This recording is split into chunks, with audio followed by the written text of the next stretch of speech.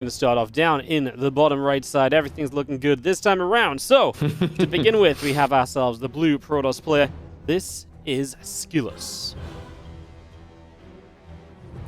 And his opponent, up here in the top left-hand corner of Oceanborn, it's NightPhoenix. Yes, it is. Alright, so I'm really excited to see what NightPhoenix is going to do in general, see if he comes in with a very aggressive stance or what, because obviously you can be extremely aggressive when it comes to PvP, right? Like, this is a matchup where you can just one base all day if you want to, as long as your opponent's trying to expand, but even if they want to one base, you can have some weird scenarios. There is no guarantee that we have to play into, you know, a super long game, and typically PvP nowadays is in this much more aggressive meta, where longer games are definitely on the rarer side of things. No, absolutely. Yeah, the mirror matchups in StarCraft 2 are always a little different than the others. Like Protoss versus Terran and Zerg versus Protoss and Zerg versus Terran, they can be a little bit more dynamic usually, but if you end up losing one of your stalkers early on, that might just be GG, right? And that's one of the issues you can run into. You need to play a really crisp early game in order to play that macro match. And well, even pro gamers, they do make mistakes where oftentimes you make one little error, the opponent is just going to be able to obtain the victory a minute or two later. And because of all of that, it's very tricky to actually play that long, drawn-out macro game here. Both players, though, opening up pretty normal here. Double gateway, top of the high ground. And then we've got ourselves a Cybercore as well. Yeah, we kind of have to wait for some max packs, so maybe even a straight PvP if we want to see, you know, no ramp natural expansions, but we are going to see a cheeky little pile on the bottom side from NightPhoenix. He's going to get that set up straight away, so NightPhoenix to put something into play, like I say, pretty much immediately. And he will try. Well, I mean, this sort of feels like a position for Stargate. Usually a Robo's maybe a bit more central. So yeah, Stargate and then some pressure into that main base of SKillous early, trying to take an early edge. Yeah, it's one of those locations where your oracles can just simply fly in a little bit faster since both players are opening up the depths. He does indeed have enough gas available to plant down that Stargate over here, and it's a perfect spot. It's not really something that SKillous is going to be able to scout all too easily. It's relatively conservative as far as proxies go, and obviously SKillous is scouting around the opponent's main base, and he may have picked up on the fact that there is a pylon missing there, or at the very least that something is just ever so slightly amiss, but it's always difficult. You never really know exactly what's going on. He is now sending that probe down towards the bottom left-hand corner. He's looking around, so there is a chance. Yeah, he's actually got it on the rally point over there. There is a chance here that SKillous indeed finds it.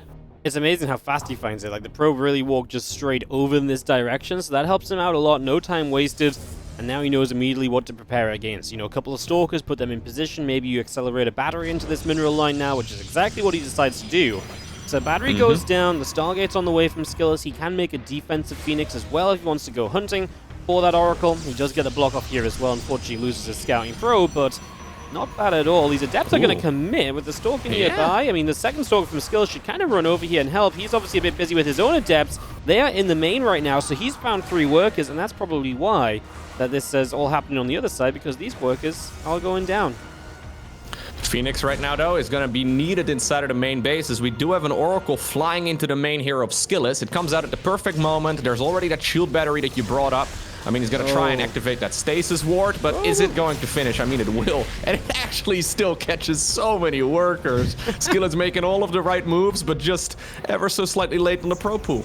I didn't know what I liked the most, because obviously SKillous didn't need to get all these probes scored. He could have pulled them away. He clearly thought he was going to kill the Oracle in time. That's a big hit to his economy, but I guess the plus is he's killed a few probes himself. At least he's still ahead on workers, so once these get out, it will help him.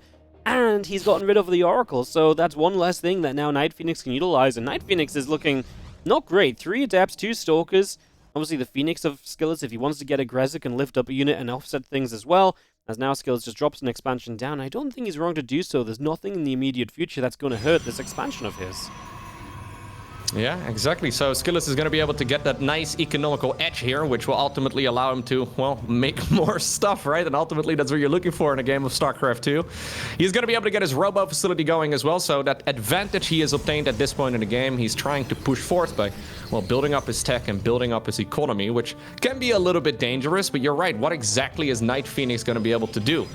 Well, he's got to be able to maybe go for a bit of a push, right? Blink is going to finish up in maybe half a minute or so from now, but the question is that really going to be enough? Because it becomes a complete all-in. Yeah, it really does become, like you say, kind of a complete all-in, right? Like, you're going to be so committed. I mean, if you're going to do it, maybe Blink is one of the better ways, but I do like what SKillous is doing defensively. The Robo comes up, if he just gets himself to an Immortal fairly quickly, maybe you go Observer first, just in case of DTs, but you've got your own Oracles, so I think Immortal first is naturally just going to be what you go for, and that's going to help a lot. Now, it's not a guaranteed defense, but it's big steps in the right direction, and it's going to be out before the first Blink attack happens, so you're not going to have the rest of your units thinned out before this comes through, which is big, because then you're going to have the proper support for this Immortal, and you've got the Stasis Ward to stop units from jumping on top of the Immortal, because Stalkers love to blink on top and instantly target it down. So just throughout, I think this is going to be looking very, very good here for SKillous. Just needs to get the Immortal down the ramp and into play. Yeah, this is still dangerous though, right? Because this can still go wrong very, very easily. Okay, the Adepts are going to walk into the Stasis Ward. Aggressive blink forward right there by NightPhoenix. SKillous right now is bringing that Immortal down the ramp. Trying his very best here to warp in as many defensive units as possible. Lift up as well on that Phoenix, but the Immortal is doing a lot of work. A second Immortal is going to spawn in just a couple seconds from now, and I think ultimately that will allow him the defense that he's been looking for. It's tricky to micro all of these different units all at the same time, right? But yeah, that second Immortal right now marching down the ramp, that should be enough. I think it's just impossible with two Immortals here. If you try and get rid of one, you're going to take so much damage in the process, right? Now you're going to go for number 2. The barrier was still on it. It's going to stay alive a bit longer. You lift up with a Phoenix. And this is the issue. You still have an Immortal alive, so SKillous. And SKillous is so good. As long as he has one Immortal, I don't think another Blinken is necessarily going to do it. And you lost a lot of Stalkers in the process as NightPhoenix. His supply is not looking good enough. And yeah, there's still even a defensive stasis quite far back that SKillous can somewhat rely on as well if he needs to.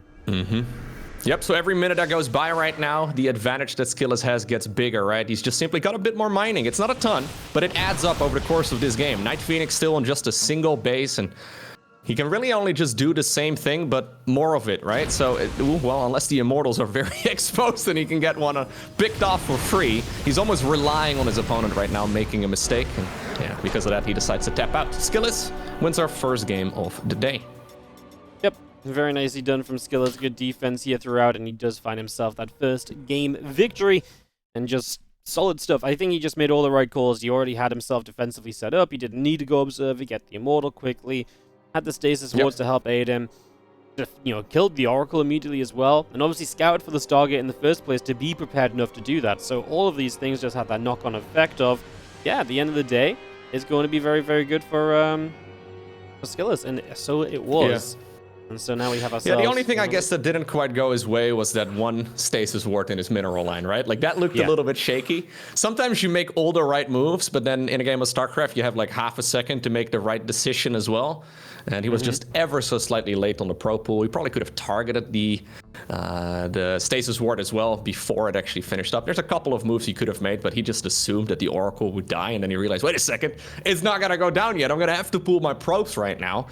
Ultimately, it didn't really matter all too much, though. I mean, just catching that early game cheese is so big, right? Because you just shut down so much of that, well, potential there from the opponent. Suddenly, the entire tech route that NightPhoenix was going for just didn't really work out for him anymore. And yeah, he decided to go for an all-in. I don't really mind going for the Blink Stalker all-in on the back of it, but you are sort of putting all of your eggs in one basket, right? You're just trying your very best to win with that attack, and if it doesn't work, well, we're going to game number 2. Especially when things start off with the two Adepts getting in on the other side, and just a few probes killed, but that chaos kind of felt as though it threw NightPhoenix off a little bit when he needed to be the one taking the edge. He very much so was not that player, so yeah, a little bit rough is I just let them know we're ready. Yep. Because yeah, we're always ready basically.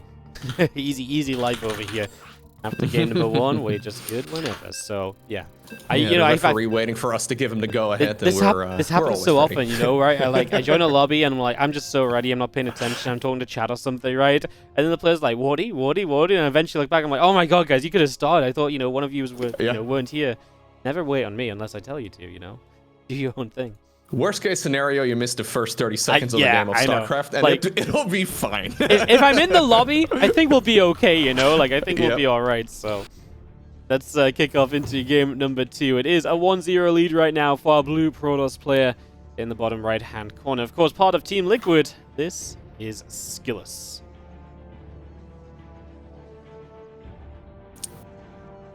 And his opponent, up here in the top left-hand corner of Golden Aura, going for a cheeky strategy in game number 1. It's NightPhoenix.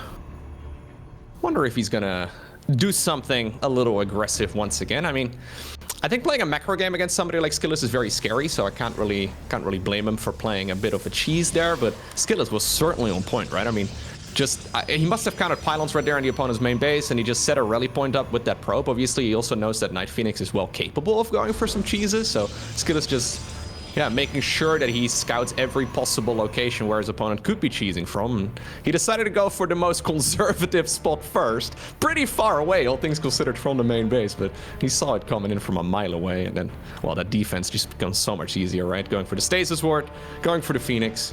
Yeah, he shut that down with ease.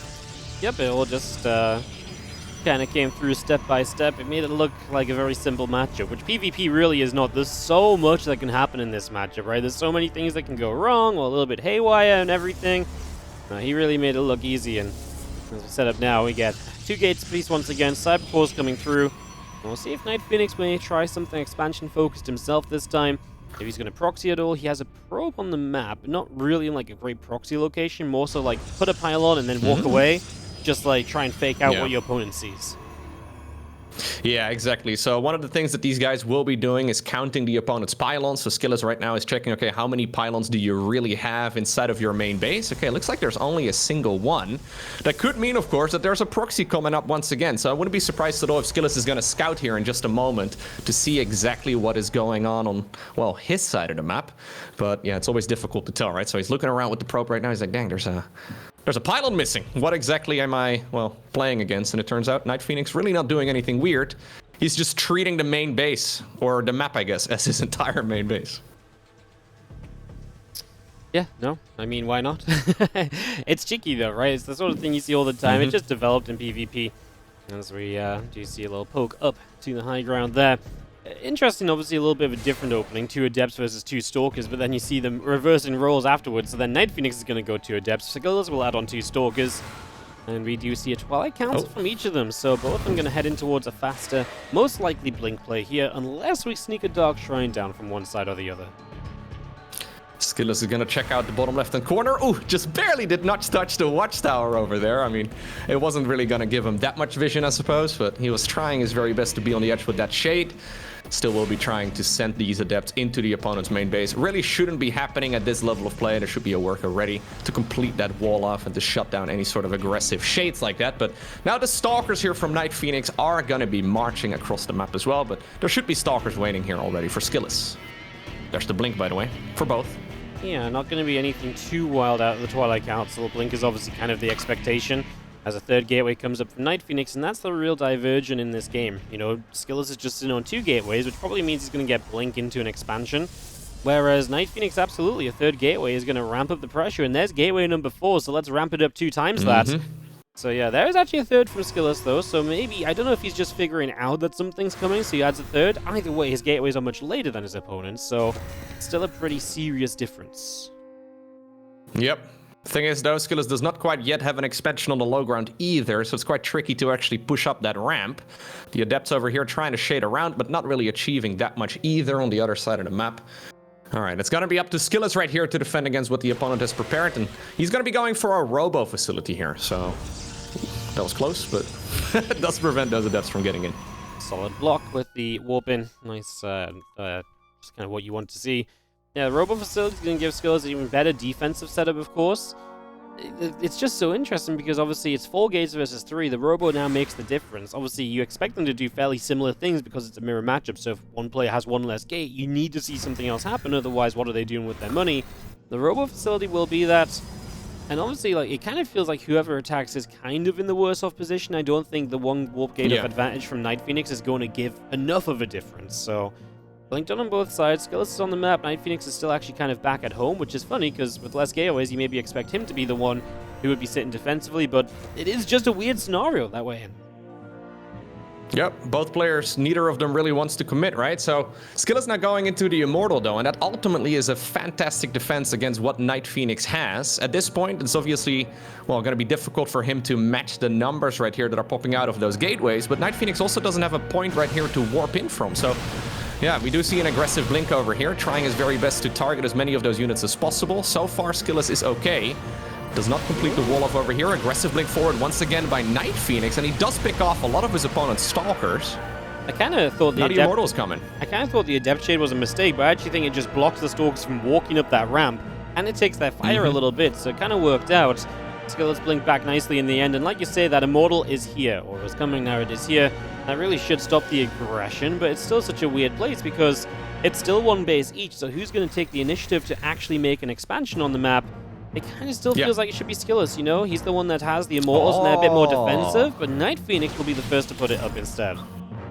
Yeah, he decides to proxy the Nexus all the way in the bottom left. So with these Stalkers, usually you are the one who will be aggressive. The Immortal a little bit slower, a little bit more dangerous to move out on the map with that. So yeah, NightPhoenix right now, well, still sort of continuing a quote-unquote all-in. At the very least, that's what he's trying to fake right now to his opponent. The thing is, eventually the Immortals are going to be out in big enough numbers, and SKillous will be a little bit more brave to go out into the map.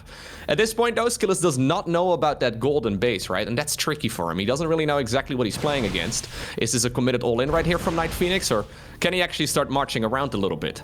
The only thing I was going to mention before, when SKillous took the Watchtower, he did see the probe sitting on the gold base. I wonder if he did see that, because I was like, oh, he saw that but didn't send anything after it. I wonder if he just, maybe if he did see it and noticed it, he might still assume there's a possibility. Obviously, that's not a guarantee, and it's hard to know without knowing if he saw that bottom left probe or not. Actually, he sees the Watchtower now, so now he sees the gold base as well, so now he gets confirmation. Yep. Base is already out, though. It's going to finish up right now. NightPhoenix, of course, did just end up using his recall ability, so he won't be able to just send that army in red towards the other side of the map. Problem is that he does not know that he's been spotted, right? That Watchtower here is not something that NightPhoenix has vision of. And at this point, yeah, SKillous is thinking the same thing, too. He's like, wait a second, should I be committing right now? Like, where exactly do I send my army? Okay, decides to sit there with a massive line. Concave right now definitely going to be in favor of SKillous. Those Immortals, though, are going to be so nice. Yeah, Immortals are going to be extremely good. Almost unfairly good a lot of the time here. And if you blink on top of them, there's again just enough Stalkers to make sure it's not going to matter too much. The Guardian Shield goes down as well. The Immortals have only had their barriers taken out so far, so they are still very healthy. And you can see SKillous so far is winning out this fight. Stalker from the other side gets picked off. That's the one from the Watchtower. And SKillous continues to chase this down. Neither player really has a super nearby warp in, so this is really just playing with what you have. SKillous blinks forward, trying to take the attention of the fight. Let his Immortals catch up. We did have a few Stalkers showing up from the gold base, however, and now we continue to fight this down. SKillous is going to blink, and he is going to get a couple more kills.